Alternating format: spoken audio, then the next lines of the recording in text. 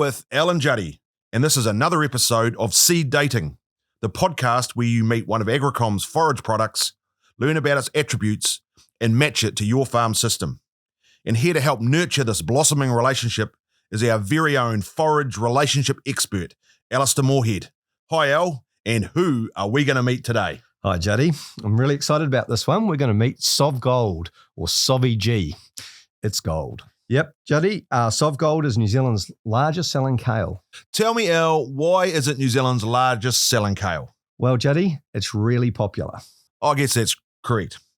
So tell me a little bit about SovGold. Well, actually, first of all, we'll talk about kale and how kale works, just so that all the listeners sort of understand what we're using. And unless I'm greatly mistaken, kale is Brassica oleracea. Brassica oleracea for you Lincolnshire nerds. Yep. And what kale is a long maturity brassica crop, which is broken into a stem. It's a stem plant that carries anywhere between 35 and 50% of its leaf through into the winter phase. And typically we're using it for winter grazing. So these crops can stand from about mid-hip height right up to well over 6 foot tall, and are quite a nutritionally powerful plant. It's got a really nice profile of quality, protein, fiber. It's quite a complete kale is quite a complete feed for grazing animals, predominantly used with cattle, from young cattle through to mature animals, but we also use it in the deer industry in New Zealand and also for sheep grazing as well through winter. So let's describe a little bit of the backstory around SovGold or SovG. How do we come to discover that particular plant? Well, the backstory goes a bit further, because what SovGold represents to us is that it's our second generation of kale to the marketplace. And back in the 90s, I commercialized a variety called SovGold, Sovereign, not to be confused with SovG, but Sovereign. And this kale, I take a lot of pride in. It was very much an extremely popular model. We came out of the 90s where the grazing industry was quite basic and yield was absolutely dominant because many people were trading the yield. So you're selling volume and selling yield, and so you're getting paid for that. And not a huge consideration was given to the edibility of that yield, the utilization, and how well it was grazed in the field, and possibly even how your animals were doing on it because of that utilization allocation characteristic. So SovGold was that first generation where yield was not everything. It had a lovely stem. The stem had a very consistent diameter regardless of your sowing rate. And it carried good leaf into winter. And the nutritional profile of that combination of carrying really strong leaf proportion plus a stem that could be well utilized by animals of all stock classes and age groups made Sovereign a really consistent kale. What I personally liked about Sovereign too is you could go into diverse paddocks, a lot of undulations, shallow soil, heavy soil, and regularly Sovereign paddocks were very, very uniform. Like you could look across them and they looked like a billiard table.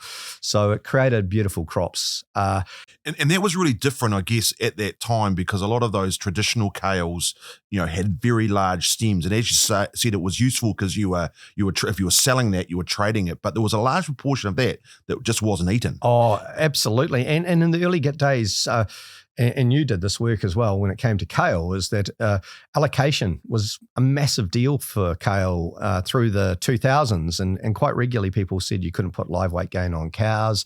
And it was predominantly because we were feeding quite conservatively. And therefore, if you couldn't eat it all, it had a big impact on what the cows were getting access to. So quite often animals were getting quite hungry because you weren't allocating your kale correctly, and then you were misjudging its utilization based on the variety choice or the scale of the stem left in the paddock. And the other point about that is not only were you possibly underfeeding your cows, when it came to renovating that paddock in the spring, there was lots of trash and thick stems extra work. Yeah, that were needing to be broken down. So it really was it wasn't a great model.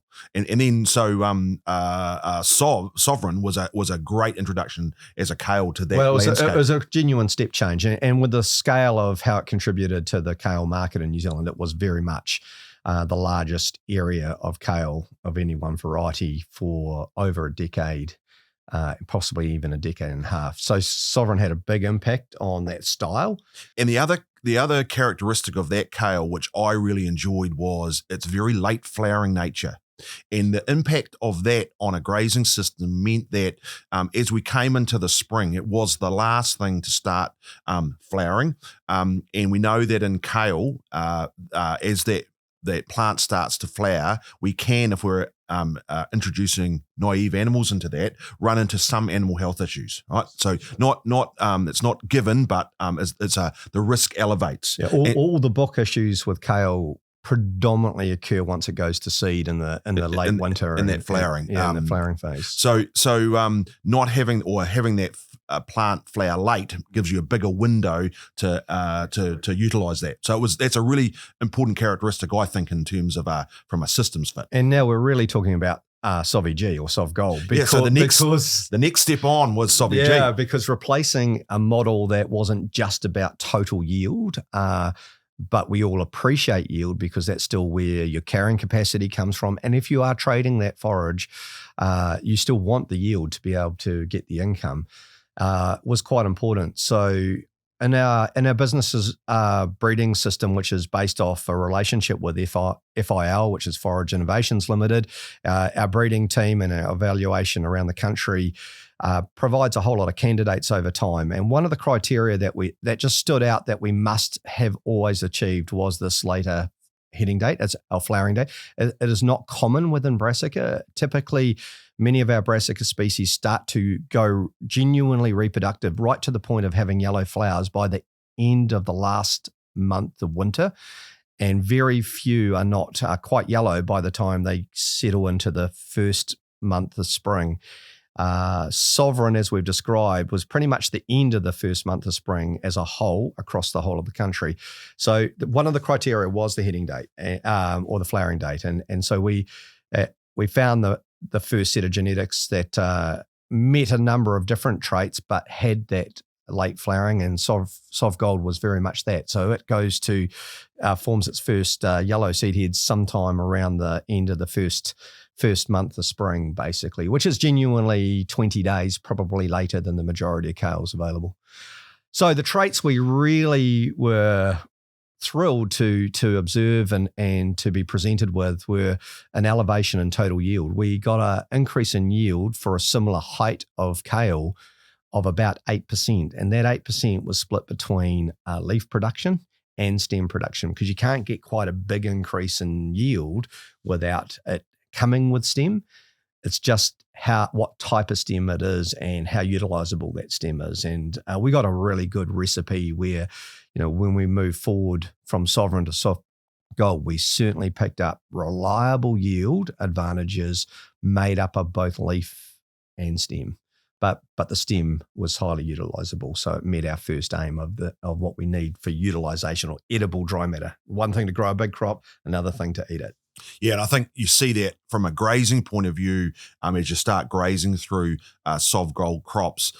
Given the size of them, it's actually quite impressive how low that grazing residual can be while still maintaining those accurate allocations that we talked about earlier. What sort of farm systems then, we touched on a little bit, but let's sort of draw that out a little bit. What sort of farm systems is SovG great for? Where would you fit that in? Well, considering we are talking about seed dating, we do need to try and make our matches, don't we?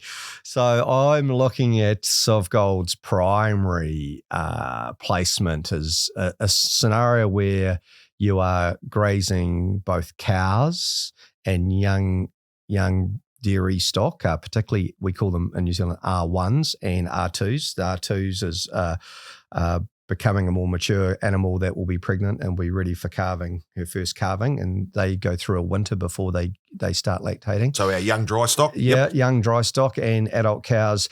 They would be the single biggest group that function with SovGold.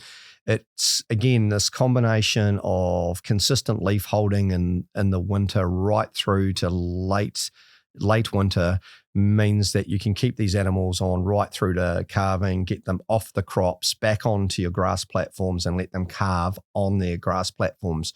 But of course, it's one thing to have your calving date, but it's another thing to have your second and third cycles of cows. So some of them go right through into early spring before they're getting close to calving, and you need to hold them on crop and off precious grass at that time. So in those systems, SovGold is a very, very strong.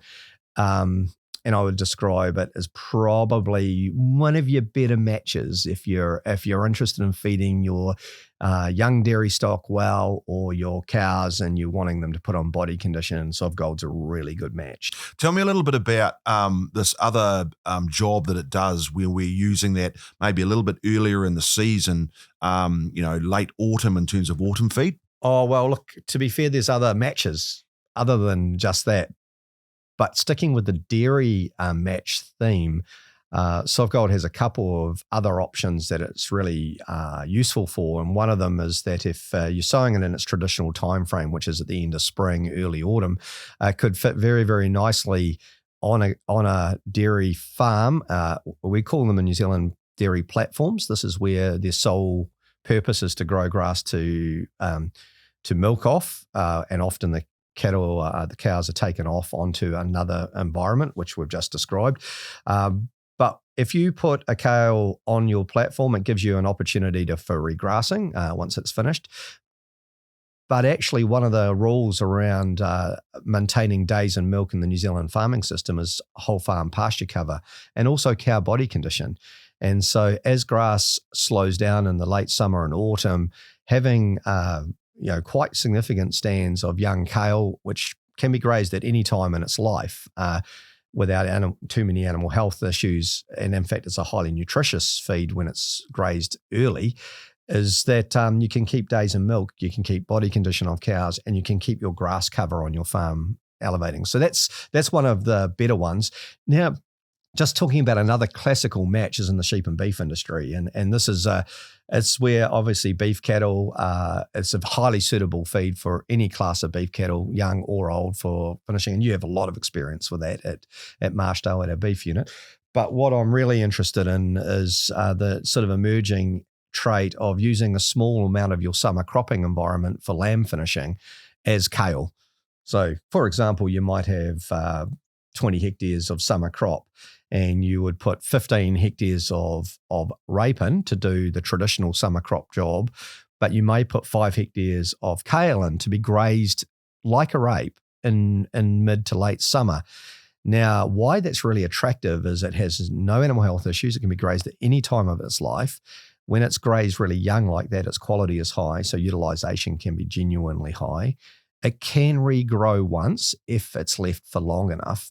But more importantly, on a sheep and beef property, you may not know if you have rain or not. And if you have rain, actually utilising brassica crops, particularly summer brassica crops, can actually be quite hard when you've got a large amount of grass still growing in summer. You put the crop in to prepare for summer conditions, but actually you've had rain and now you've grown a lot of feed. So kale becomes this really interesting proportion of your summer cropping strategy that if it rains, you don't need to eat it. You can then push it on into your winter feed program, and suddenly it adds just an extra bit of winter feed. The flexibility of that in a farm system is awesome. Yeah, flexibility would be the highest point, and probably one of the most interesting developments with using kale in the landscape is using it as a proportion of your summer grass program and recognizing that if you have a rainy season, you actually can change it. Cool. Ding. I think that signifies the end of this seed date, Alistair. I guess just a quick wrap in terms of the characteristics of SovGold. What have we got? We've got a really impressive crop that's got a high leaf to stem ratio. We've got really good in terms of utilisation. We can actually graze most of what we grow, and the critical characteristic around late flowering that gives us a bigger window to try and introduce that. Particularly for different land classes. Absolutely. Ding. Well, today, Alistair, I've been identifying as a dairy farmer, so I think SovGold will be a really important part of my winter feed program. So swipe right and head to Agricom's website for more information. You've been listening to an episode of Seed Dating with Alan Juddy. Hope you can catch another episode soon.